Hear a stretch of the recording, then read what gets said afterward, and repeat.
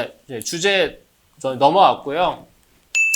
일단 우리가 빌려준 돈을 막 빌려주는 경우가 많아요. 아무 증거 없이.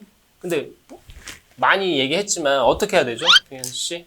빌려준다고 하면 친구한테 빌려줄 때 언제까지 갚을지. 그쵸. 뭐 그리고 그다음에 차용증?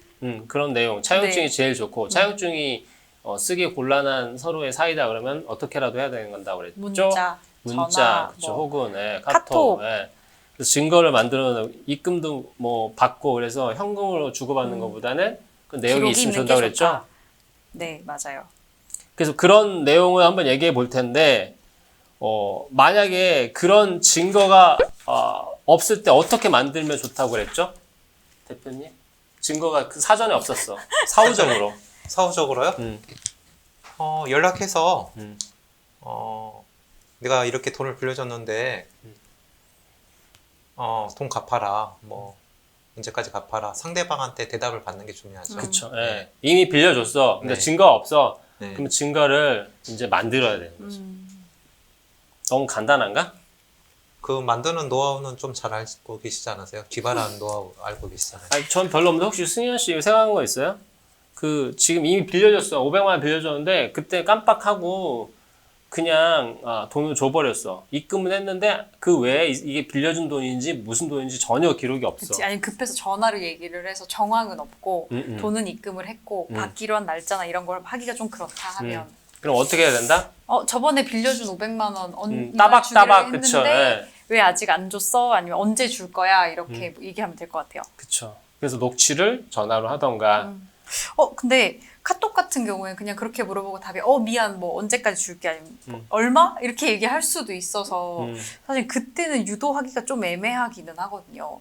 그 500만 원을 사실 그리고 500만 원만 받는 게 아니라 500만 원에 대한 이자도 받기로 되어 있다 그러면 특히나 더 애매한 지점이 생길 것 같아서 그건 조금 고민을 해봐야 될 것 같아요. 이자 더 달라고 할 때? 네. 이자 더 달라고 그것도 명확히 말을 얘기를 해야죠. 해야죠. 카톡이든 문자든 그- 뭐 얼마 저 그런 적 빌려주는- 있어요. 제가 네. 이게 그분도 아마 잘 알고 계신 내용인데 이걸 아까 말할 걸. 제가 그분 누구죠? 그분 집중하세요. 보고 있어요. 저희 구독자예요. 제가 제가 사정이 생겨서 대출을 받아서 그 돈을 다시 갚을 때가 됐는데 그 지인분이 진짜 급한 사정이 생겼는데 자기가 빌릴 수 있는 돈은 다 빌린 상태라서 제 돈을 그분한테 줘야 됐던 상태였어요. 그러면 사실 겉으로 보면 빌린 사람은 전데 그분이 저한테 갚아야 되는 상황이 됐잖아요. 그러니까 그러면 이자를 얼마로 선정할 거냐라는 걸 생각을 안 한 채로 그냥 돈을 빌려드린 거예요. 그 다시 이제 한 달째가 딱 돌아오니까 이걸 어떻게 계산해야 되나, 이자는 얼마로 달라고 해야 되나가 고민이 되더라고요. 그래서 이거는 어떻게 하지라고 먼저 얘기를 했는데 그 경우에는 그때 내가 받은 800만 원에 너가 내고 있는 은행 이자를 내가 그대로 내줄게라고 해서 끝났는데 만약에 그게 아니라 그때 800만 원 말고 이자가 뭐가 있었지라고 얘기하면 저는 사실 조금 못 받을 걸 생각하고 얘기했어야 되지 않나. 그리고 만약에 혹시나 그 둘 사이의 얘기가 이자에 대한 부분이 언급이 없었다고 하면 원래는 안 주는 게 맞나요? 아니면 돌려받을 때 당연히 네, 이자는 그거 책정해서 줘야 되나? 저희가 워낙 이제는 많다 보니까 이런 거가 정말 많거든요. 네. 돈을 빌려주는데 이자 얘기가 대출받아서 없었다. 네, 이자 네. 얘기가 대출받아서 없었다. 빌려주는데 이자는 그러니까. 어떻게 받아? 난 계속 다달이 대출을 내고 이자 내고 있는데 그렇죠. 근데 이건 이제 돈을 빌려준 거는 법률 용어로 금전 소비 대차라고 하는데요. 이자 약정이 없으면 무이자라고 해석을 해요. 네, 그래서 자기가 대출 받아서 돈을 빌려줬을 때 이자 내고 있는 거는 본인의 사정이 되는 거고요. 네, 받을 소름. 때는 이자도 못 받고 소름. 원금밖에 못 받아요. 내 돈. 네, 그러니까 뭔가 이자 소름. 얘기를 꼭 해야 된다. 네, 만약에 그렇죠. 그리고 어르신들 사이에서 그런 얘기도 하거든요. 내가 은행 이자 쳐줄게라는 말은 하는데 보통 은행 이자라는 게 은행마다 조금씩 다르기도 할 거고 뭘 기준으로 잡냐에 따라서 이자가 크게 또 변동이 있을 수도 있잖아요. 그런 경우는 어떡해요? 좋은 질문. 네. 당황하셨어요. 은행이자? 이게 법정이자인가? 진짜 은행이자인가? 이게 네. 헷갈릴 수가 있잖아요. 저 어렸을 때 그런 어떻게 말을 많이 해석해야 들었던 되죠? 것 같아요. 은행이자 해줄게. 뭐 그럴 때.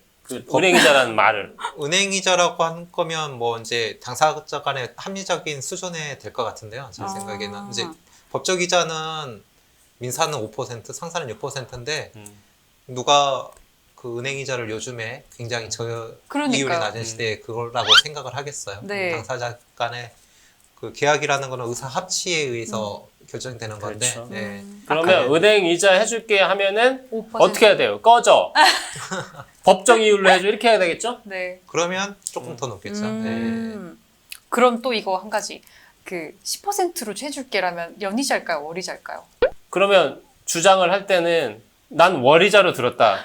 그러니까 이렇게 그럴 수도 주장해야 있을 되고. 것 같다는 예. 생각이 들어서 그런 경우 어떻게 해야 돼요? 불명확하면 의사가 합치가 돼야 되잖아요. 10%라도 받는 게 맞고. 일단 주장은 월이자. 최소한이 연 10%니까 월 10% 들었다고 주장을 하세요. 그러다가 연 10% 인정- 받으면 그쵸. 좋은 거고 막. 네가 달러 빚이라도 낸다 그래서 10%로 한 달 만에 10% 달러 준다고 그런 거잖아. 1,000만 원 빌려가서 1,100만 원 갚는다고 한 거잖아. 라고 주장을 해야죠. 그렇지. 예. 근데 참고로 말씀드리면 네. 이자 제한법에 의해서 받을 수 있는 이자는 연 24%예요.